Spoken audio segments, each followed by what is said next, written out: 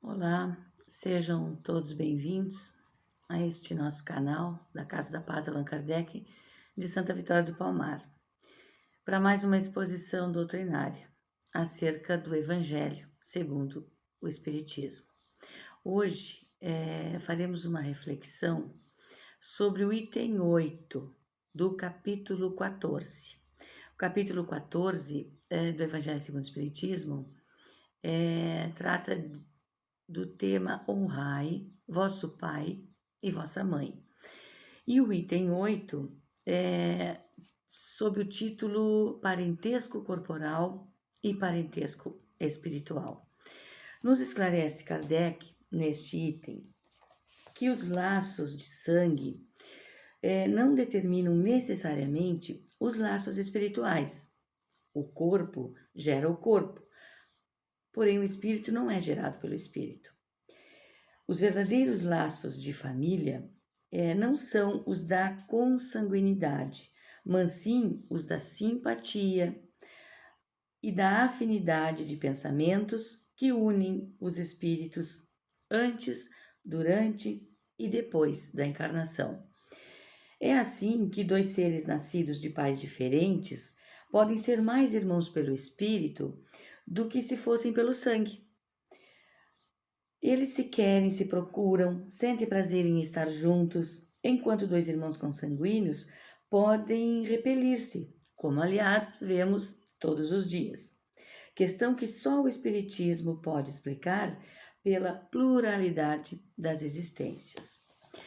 Ao contrário do que muitos pensam, os verdadeiros laços que nos unem são os da afinidade espiritual, da simpatia mútua, e não os laços de sangue. Isso explica muitas aversões e antipatias entre familiares, e simpatias e afeições verdadeiras com laços indissolúveis até entre amigos, que não têm em comum nenhum laço consanguíneo. E explica também outras situações as quais não entendemos se tivermos a visão de uma única existência. Quando vemos, por exemplo, tanto abandono, tanto desinteresse afetivo espalhado pelo mundo, entre irmãos de sangue, entre pais e filhos, não é? Pais que abandonam, que abusam, que violentam ou matam seus filhos, e vice-versa. Também filhos que abandonam ou maltratam seus pais idosos, filhos que matam pais. Também quando vemos que muitos correm atrás dos bens materiais como se fossem os maiores tesouros, relegando a um segundo plano ou simplesmente desprezando os afetos, que são os verdadeiros tesouros da vida. Não entendemos se a nossa visão se restringe a esta única existência. Como pode um pai, uma mãe, abandonar um filho ou maltratá-lo? Como uma filha, um filho, pode desprezar seus pais? E o Espiritismo vem nos esclarecer as leis da reencarnação. Nos esclarece também essa questão dos laços que unem os espíritos. Nesses casos, que não compreendemos o abandono, o desinteresse afetivo, os maus tratos, o abuso e a violência doméstica. Por quem deveria proteger e amar. É muito provável que os laços que unem esses espíritos sejam apenas os laços de sangue. Não estão unidos aí nesse círculo doméstico, nesse grupo familiar, por laços de afinidade, de simpatia, né? Pelos laços espirituais, que são os verdadeiros laços que unem de verdade os espíritos. Mas também há famílias que permanecem unidas e lutam para superar dificuldades, frustrações e animosidades, apesar das diferenças e das antipatias. Isso é muito gratificante para todos os envolvidos, pois os laços de amor estão vencendo as pendências do passado. Pois se os espíritos vieram ligados pelos laços de sangue, não foi por acaso. Precisavam dessa experiência através da convivência, familiar, para o aprendizado e a evolução de todos. Devemos saber também que o corpo, como eu tinha lido aqui anteriormente, o corpo gera o corpo, certo? Porém, o espírito não é gerado pelo espírito, porque já existia antes da gestação do corpo. Não foram os pais que geraram o espírito de seu filho. Eles apenas forneceram-lhe um corpo carnal. Além disso, devem ajudá-lo no seu desenvolvimento intelectual e moral para fazê-lo progredir. Então, vemos que os espíritos não procedem uns dos outros. Os pais terrenos não são criadores dos espíritos de seus filhos, apenas forneceram um corpo carnal aos espíritos que Deus confiou aos seus cuidados. Os pais terrenos devem zelar por essas almas a eles confiadas, por Deus, o Pai, o verdadeiro Criador. Mas não é por isso também que devemos dedicar menos afeição àqueles a quem estamos ligados pelos elos da família, não é? Até porque muitas vezes somos atraídos para a nossa família terrena pela simpatia, ou pelos laços que estabelecemos com esses espíritos em existências anteriores. Esses laços podem ser de afeto, sim, mas também de antipatias, né? Como já refletimos aqui. Podemos estar unidos por diversas razões, mas qualquer que seja a razão de estarmos juntos neste planeta para progredir, não foi o acaso ou a sorte que nos uniu na mesma família, nesta vida. Seja a configuração familiar que for, pais, mãe e seus filhos, pai, mãe e seus filhos, sejam pais biológicos ou adotivos, avós, tios, 2 pais, 2 mães, instituições, enfim, essas famílias não se configuraram ao acaso ou pela sorte. Viemos exatamente na família que precisávamos, seja por débitos ou por compromissos assumidos anteriormente, né, em vidas pretéritas, para exercitarmos a paciência, o perdão, a tolerância, para ensinarmos e aprendermos, para amarmos-nos uns aos outros, enfim, para reencontrar pela reencarnação aqueles a quem marcamos positiva ou negativamente no passado. E habitar aquela casa, aquela situação, e para aqueles aprendizados já determinados antes de reencarnarmos. E nenhum de nós está sujeito a provas que não pode suportar. Apenas aquelas que podemos cumprir.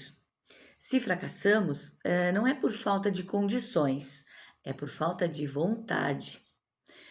Devemos refletir também uma outra coisa muito importante, né? Uma questão importantíssima nas relações familiares. Não é porque temos compromissos ou débitos com nossos familiares que devemos nos permitir viver relações abusivas, certo? Elas podem, inclusive, aumentar débitos e compromissos e agravar o nosso comprometimento com o outro. Temos que estar cientes de que ninguém é de ninguém. Os filhos não pertencem aos pais, nem os pais pertencem aos filhos. E cônjuges não se pertencem. Estão juntos, caminhando juntos. Portanto, ninguém tem o direito de escravizar o outro. E ninguém deve permitir ser escravizado, seja física ou moralmente. Seja qual for o laço que os une. Muitas vezes é necessário afastar-se um pouco ou por um determinado tempo de um familiar, a fim de não agravarmos desentendimentos ou aumentarmos mágoas e ressentimentos. Buscando em um momento oportuno, quando haja mais serenidade e equilíbrio, a aproximação fraterna, sempre amigável. A reencarnação traça, através dos laços de família, caminhos de mútuo respeito, que nos compete de uns para com os outros.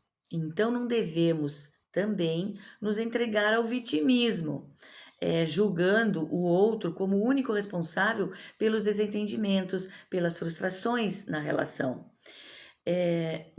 Todos nós, acertamos e erramos, na medida de nossa condição moral, intelectual e elevação espiritual, na medida de nossa maturidade espiritual. E embora não tenhamos a plena consciência da trama do destino, dos motivos kármicos que nos uniu, e nem compreendemos o enredo das circunstâncias em que nos envolvemos em vidas pretéritas, certamente estamos onde deveríamos estar, vivendo as relações necessárias para a nossa evolução futura. E somente após a desencarnação entenderemos com clareza os vínculos que nos uniram nesta vida.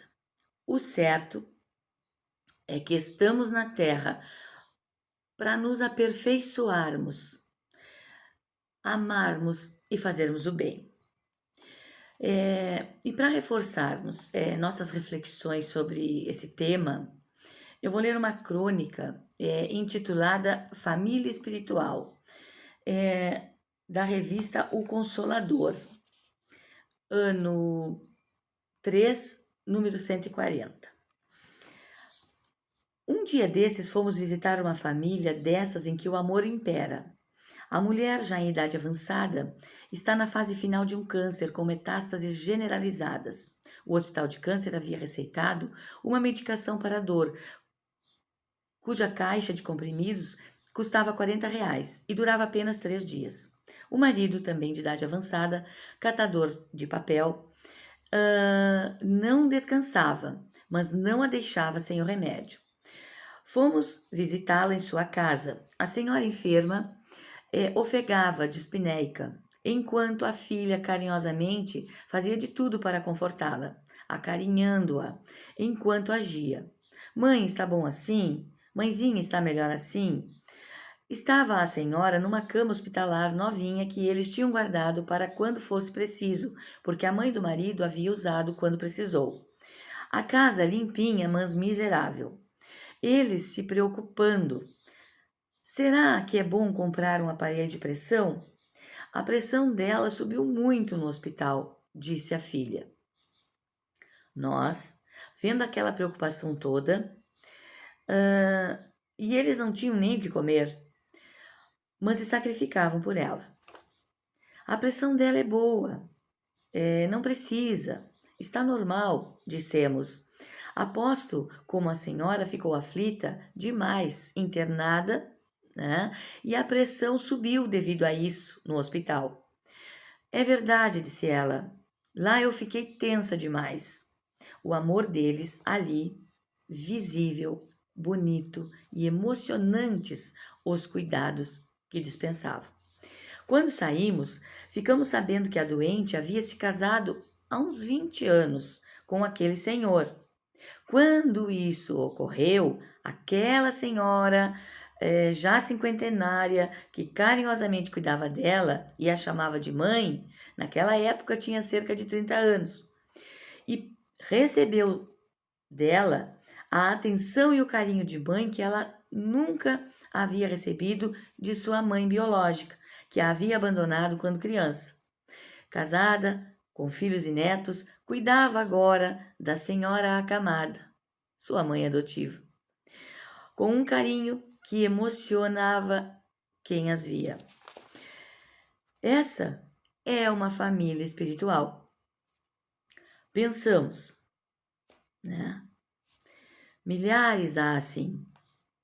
Como é bom ver o amor vicejando aqui na terra, nas casas ricas e nas casas pobres. É bom ver o amor nos cuidados, no carinho, na atenção. Vamos amar muito e dar muito afeto. Abraços, beijos, atenção, cuidados para com nossa família terrena, para que ela, por esses laços, se torne a imorredoura família espiritual. Vamos aproveitar enquanto estamos juntos, diz nosso querido filho de 16 anos, que nos abraça e beija toda hora que cruza conosco. E ele está certo. Não sabemos o dia de amanhã. Aqueles que se amam se reunirão um dia pelos laços do amor. Mas até lá, cada um vai para o plano espiritual condizente com sua elevação moral. Até podemos ficar juntos. Vamos abraçar mais, beijar mais, ter atenção e carinho uns com os outros, para com a família e com os amigos, sendo um poste de luz por onde passarmos, uma presença de amor aonde entrarmos. Que esta seja uma proposta de ano novo. Amar mais. Então, com esta mensagem de amor fraterno, dessa crônica Família Espiritual, né, encerramos as reflexões de hoje. Agradecendo pela família que nos acolheu aqui na Terra, pela família que construímos e pela oportunidade que ainda estamos tendo de poder caminhar com eles. Que Deus nos inspire boas resoluções nas nossas relações familiares, para que possamos diminuir distâncias, aumentar afinidades, somar alegrias e multiplicar os aprendizados. E que assim seja para todos nós.